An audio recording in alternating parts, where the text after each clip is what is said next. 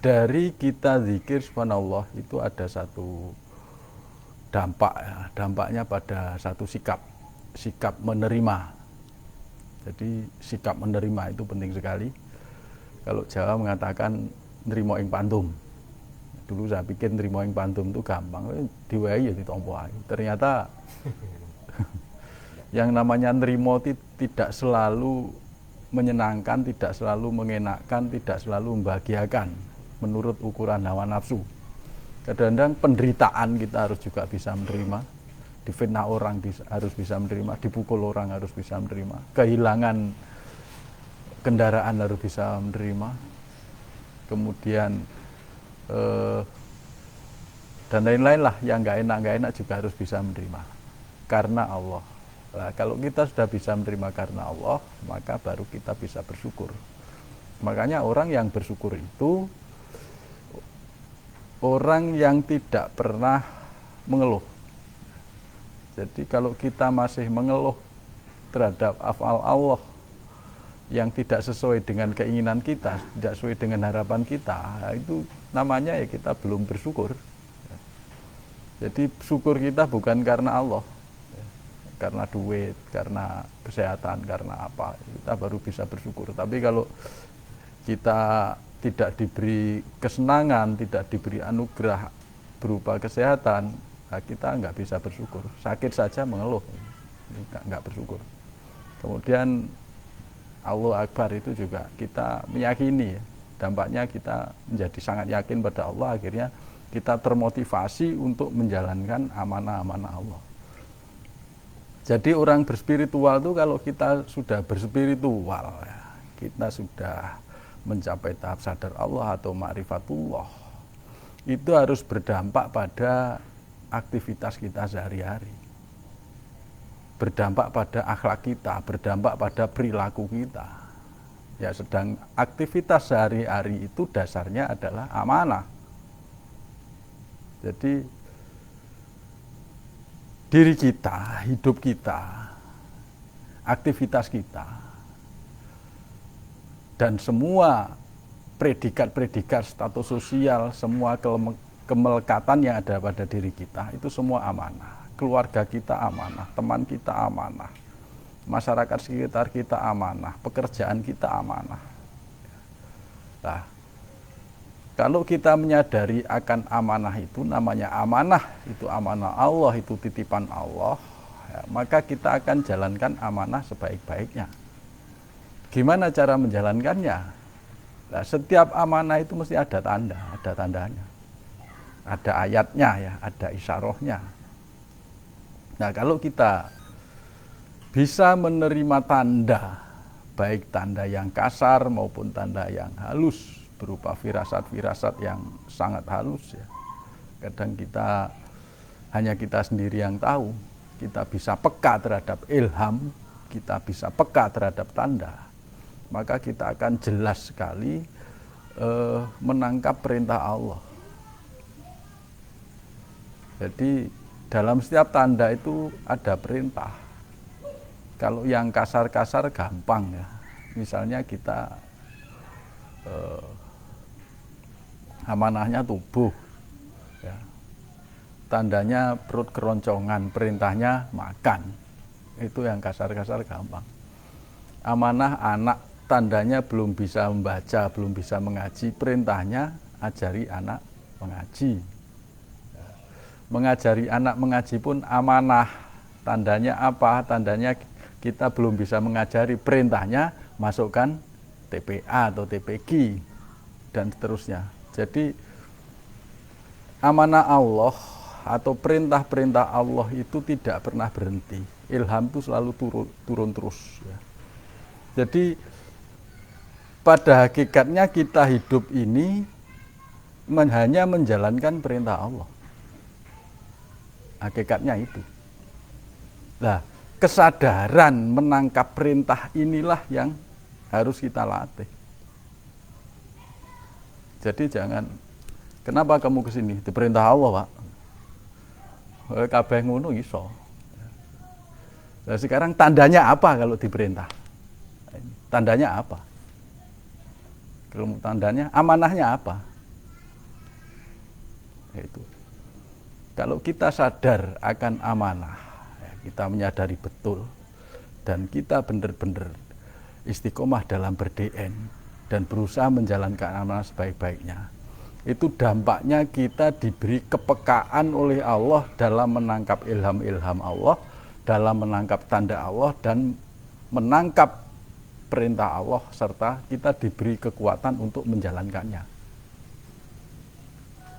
Akhirnya apa yang kita lakukan? Karena semua ini perintah Allah, maka kita bekerja itu tidak mencari rezeki. Kita bekerja itu menjalankan perintah Allah. Inna sholati wa nusuki wa mahyaya wa mamati lillahi rabbil alamin. Itu janji kita. Ya, setiap kita melakukan sholat fardu. Jadi sholatku, ibadahku, hidupku, matiku. Yang namanya hidupku itu dan aktivitasnya. Ya. Seluruh aktivitas kehidupan kita itu hanya untuk Allah, Tuhan semesta alam. Ini janji kita. Ya. Jadi kalau kita bekerja itu tidak untuk Allah, itu berarti kita mengingkari janji kita sendiri.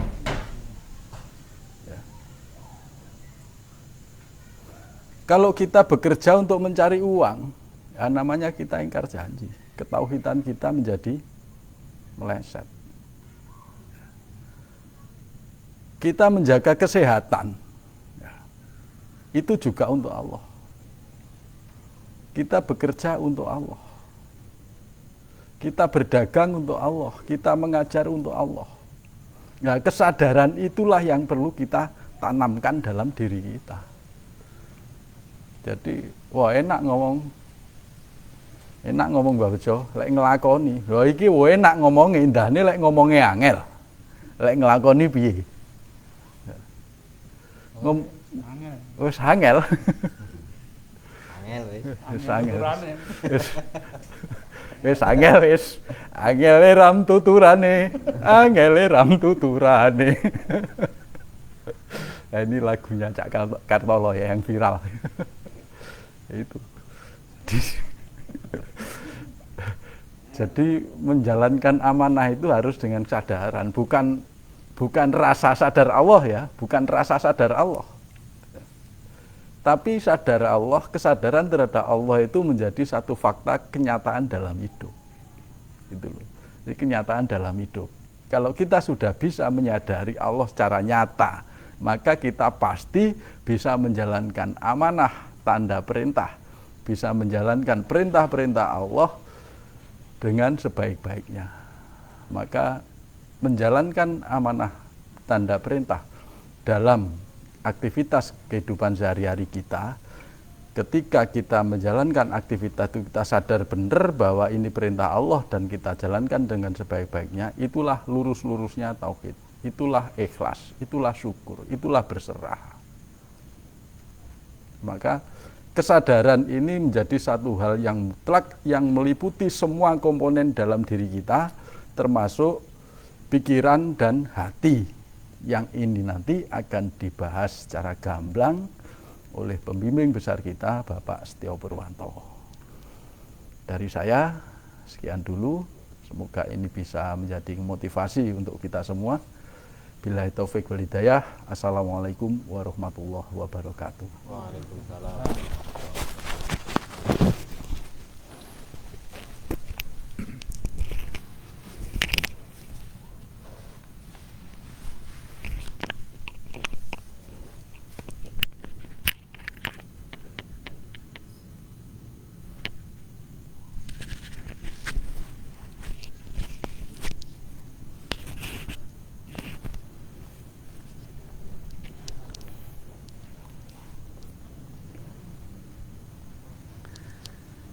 Bismillahirrahmanirrahim. Assalamualaikum warahmatullahi wabarakatuh. Alhamdulillah. Alhamdulillahirabbil alamin. Wassalatu wassalamu ala asyrofil anbiya'i wal mursalin wa ala alihi wa sahbihi wa sallim ajmain. Bapak-bapak dan ibu yang ada di Padepokan serta Bapak dan Ibu yang saat ini online di YouTube dan Facebook. Ya, terima kasih Mas Beken dan Pak Bejo yang telah mengantarkan atau membuka acara pada tiap malam Jumat. Seperti judul yang saya sampaikan kepada Bapak Ibu,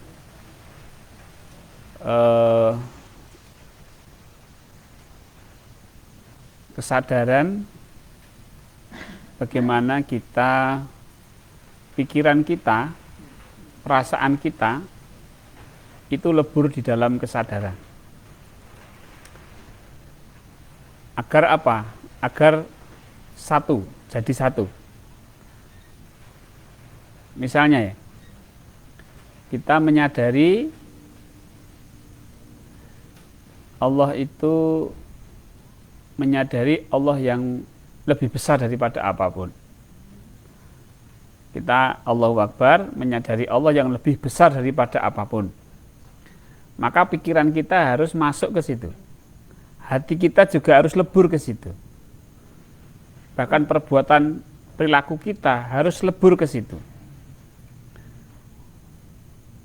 Misalnya, kita menyadari Allah yang Maha Penyayang, Maha Pengasih, Maha Penyayang, Ar-Rahman, Ar-Rahim. Maka pikiran kita harus masuk ke situ. Perasaan kita, hati kita masuk ke situ. Perbuatan kita juga lebur di situ. Ya. Jadi ini merupakan satu cara agar kita dalam berkesadaran itu bisa betul-betul nancep ya, betul-betul terhujam dan tidak lepas. Kadang yang bikin tidak sadar itu karena apa? Karena pikiran, perasaan tidak dileburkan ke dalam kesadaran. Ya, maka Bapak Ibu, latihan-latihan yang kita lakukan di dalam berzikir nafas itu kita mulai untuk meleburkan pikiran kita, perasaan kita ke dalam kesadaran kita. Menyadari Allah itu tergantung dengan wirid yang sedang kita baca. Kalau kita baca Allahu Akbar, ya pikirannya ya lebur ke sana, perasaannya lebur ke sana. Karena kalau kita Allahu Akbar itu kan berarti kesadaran kita itu masuk kepada Allah yang lebih besar daripada apapun. Kemudian misalnya Alhamdulillah, berarti kita menyadari bahwa seluruh alam semesta ini memuji Allah. Ya, memuji Allah sebagai bentuk terima kasih. Maka pikiran kita, perasaan kita itu harus betul-betul ke sana. Dan subhanallah, subhanallah itu maha suci Allah. Ya, maha suci Allah itu bahwa Allah itu benar dengan segala perbuatannya. Maka pikiran kita harus masuk ke sana, perasaan kita harus masuk ke sana. Ya. Susah ya Pak. Gimana sih maksudnya? Saya tidak tahu Bapak dan Ibu jenengan semua itu mengamalkan DN apa tidak. Kemudian istiqomah apa tidak. Tapi yang pasti bahwa nanti suatu saat ketika Bapak Ibu mengalami keadaan-keadaan, menyadari keadaan-keadaan tertentu, Bapak Ibu teringat dengan apa yang saya sampaikan. Oh, pikiran harus masuk ke sana. Perasaan jika Bapak Ibu menjalankan. Nah, kalau nggak menjalankan ya nggak paham. Ngomong apa tuh kayak? Ya, baik. Klepon. Pak Sumadi pirsa klepon. Salah satu makanan yang tidak Islami yang kita kenal.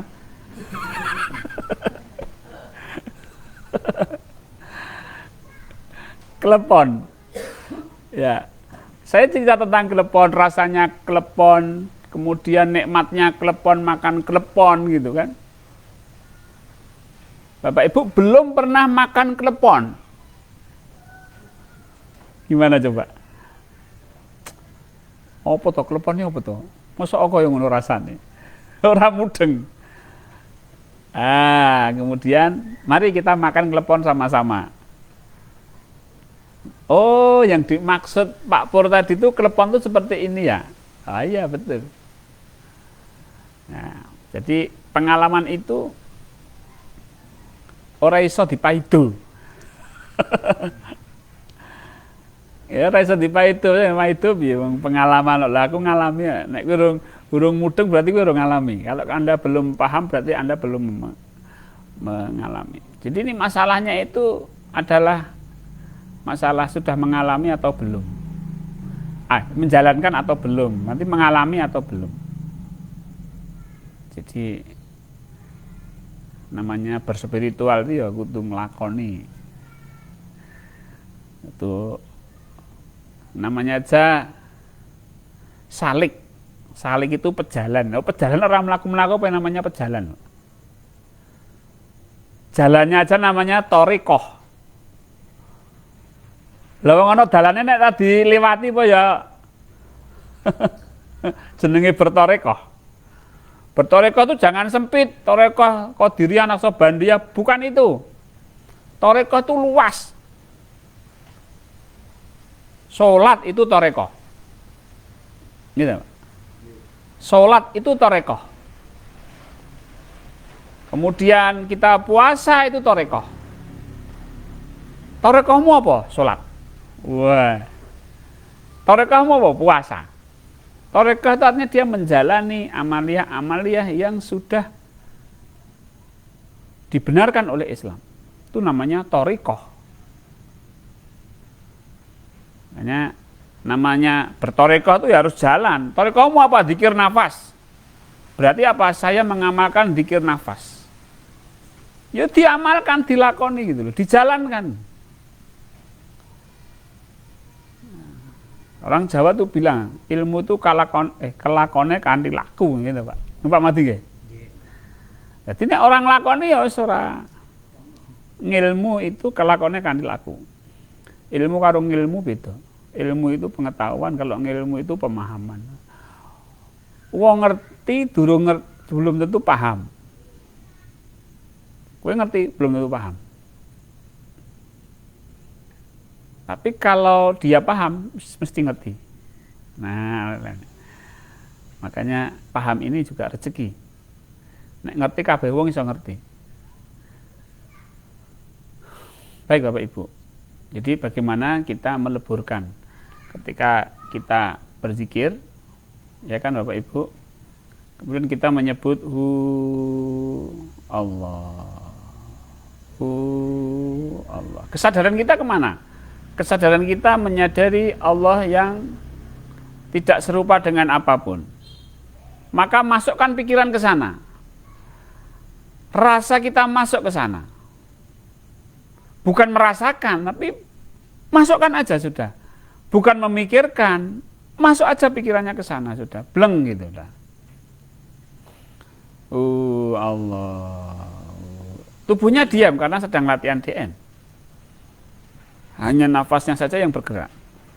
Nah, tubuh yang diam seperti ini juga lebur di dalam keheningan. Perasaan yang tenang berarti lebur di dalam kesadaran. Pikiran yang tenang, artinya berkurang frekuensi berpikirnya, maka masuk ke dalam kesadaran. Allah.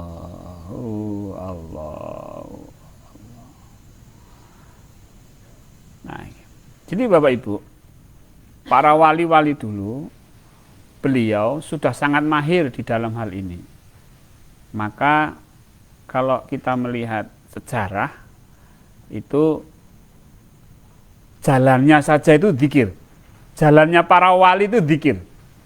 Bicaranya itu zikir. Karena apa? Karena memang dia leburkan perbuatannya itu di dalam kesadaran akan Allah. Dia leburkan pikirannya itu di dalam kesadaran akan Allah. Beliau leburkan perasaannya itu di dalam kesadaran akan Allah. Sehingga tubuhnya berzikir, hatinya berzikir, matanya berzikir, telinganya berzikir, semuanya berzikir, hatinya berzikir, pikirannya berzikir, karena lebur dari kesadaran. Itu akan lebih mudah. Ya, lebih mudah. Karena kita itu kan ada pikiran, ada perasaan, ada perbuatan, ada kesadaran. Nah, kadang-kadang kita kesulitan untuk menyatukan pikirannya, perasaannya, kesadarannya, gitu. Ininya zikir, sadar, pikirannya ke sini, perasaannya ke sini. Nah, ini enggak sinkron namanya. Nanti mudah lupa. Mudah lupa. Maka disengaja dileburkan. Plek biar awet. Demikian. Baik, mari Bapak Ibu kita langsung praktek.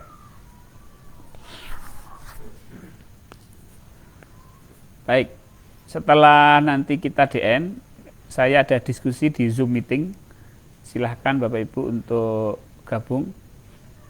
Bisa nyampe 100 orang. Tanya jawab nanti di situ ya. Jadi biar ada interaktif.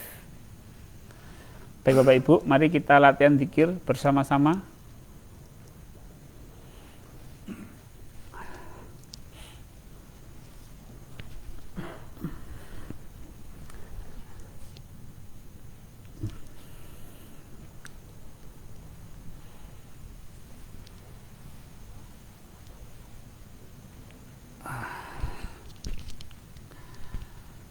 Baik,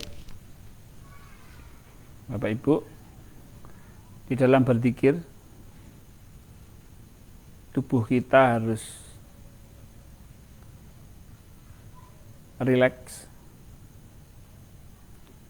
lemes, rileks, santai. Kita tidak konsentrasi, tapi kita kesadaran. Kita tidak mengosongkan pikiran, tapi kita menyadari Allah yang kita menyadari Allah yang tidak serupa dengan apapun. Kita tidak mentargetkan hati kita tenang, tapi kita menyadari Allah yang tidak bisa dirasakan, sehingga hati kita tenang. Tapi tenang bukanlah suatu yang kita cari. Mari Bapak Ibu, nafas kita ada 2, nafas masuk dan nafas keluar. Setelah tubuh kita rileks, kendor, luruh, jatuh ke bawah dengan tubuh tetap tegap,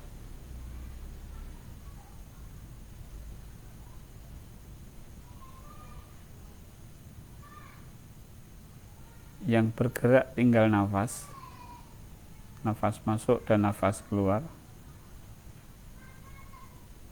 Kita biarkan nafas kita bekerja, kita biarkan nafas kita bergerak naik dan turun. Tidak perlu kita atur, kita biarkan.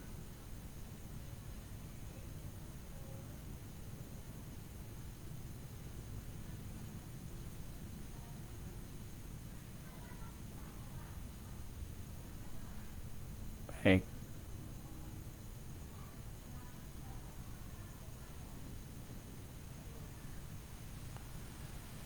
Di dalam keadaan santai,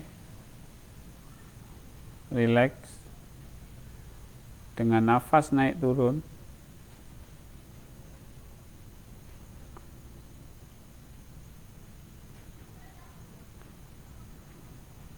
Mari sama-sama kita menyadari yang menggerakkan nafas. Nafas itu adalah tanda adanya Allah yang menggerakkan. Maka Bapak Ibu, mari kita sadari yang menggerakkan. Tandanya naik turun, kesadaran kita membaca adanya Allah di balik nafas.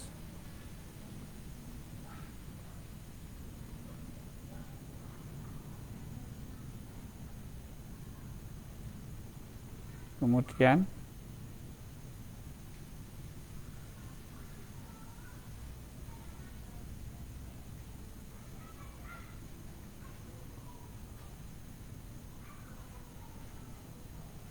Allah yang kita sadari, yang menggerakkan nafas tadi,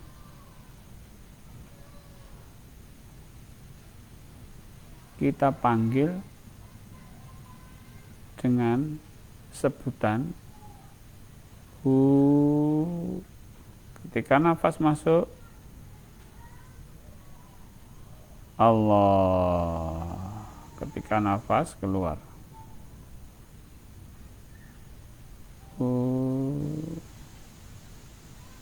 Allah.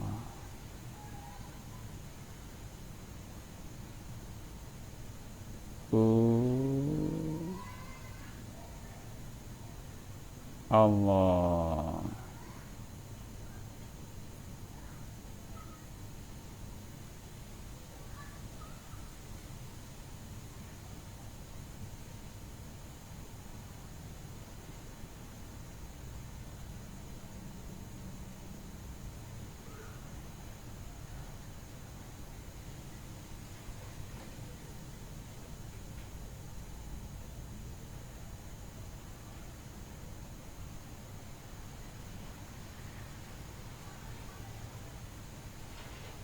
Baik Bapak Ibu, kesadaran kita menyadari yang menggerakkan nafas, hati kita menyebut hu. Ketika nafas masuk, Allah. Ketika nafas keluar,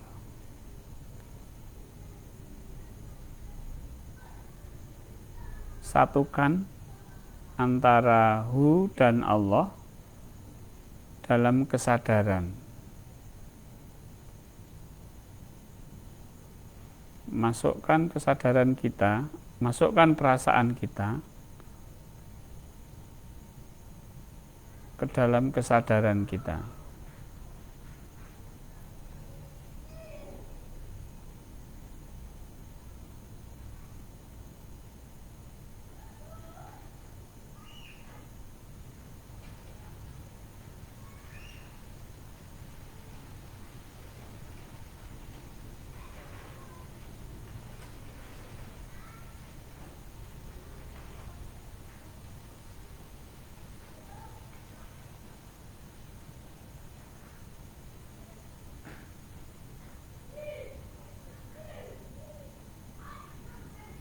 Pikiran kita masukkan dalam kesadaran kita, perasaan kita leburkan dalam kesadaran kita.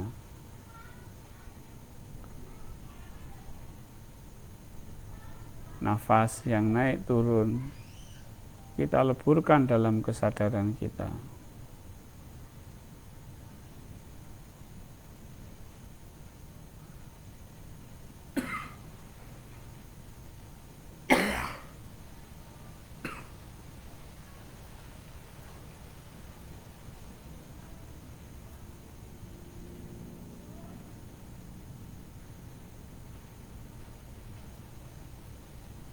Baik.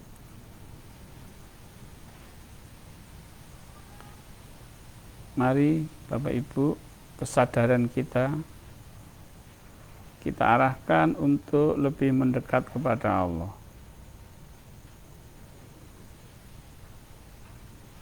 Kita menyadari bahwa kita sedang mendekat ke Allah mendekat ke Allah, mendekat ke Allah.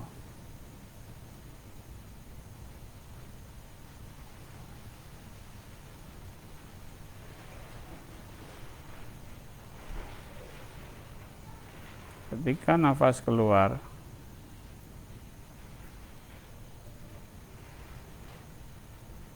kita menyadari kita berserah diri kepada Allah.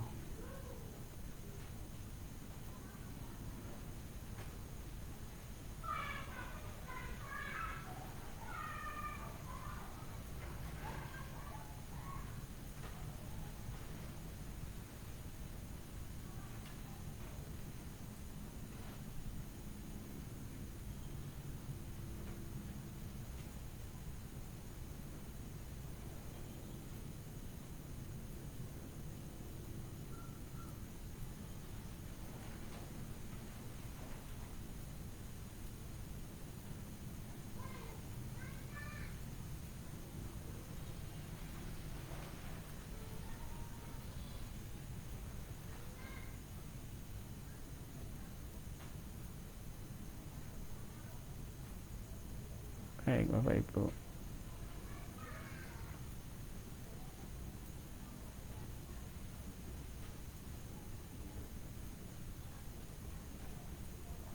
jika Bapak Ibu di dalam berserah diri kepada Allah mengalami keadaan hampa, suwung, kosong, fana, zero mind atau no mind, maka lakukanlah nafi isbat. Ketika nafas masuk, yang ada hanya Allah. Ketika nafas keluar, yang ada hanya kekuatan Allah.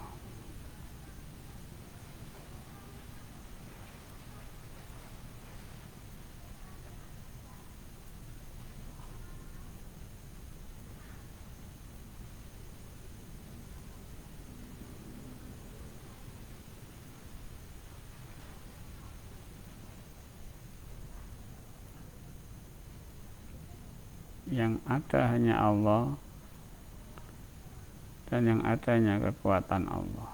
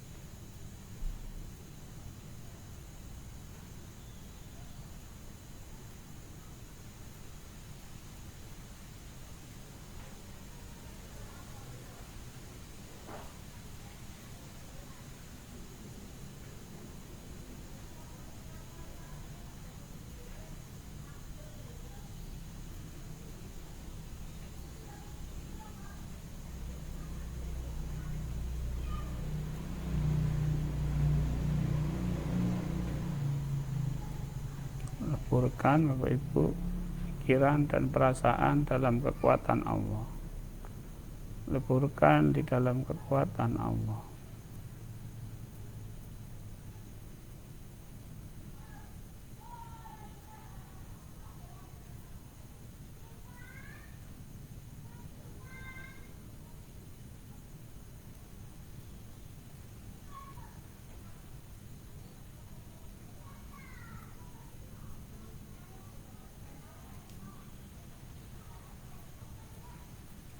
Bapak Ibu,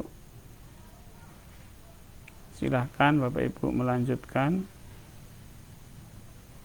zikir nafasnya di rumah masing-masing. Teruslah dalam keadaan sibghah yang diawali dengan menyadari yang ada hanya Allah dan yang ada hanya kekuatan Allah.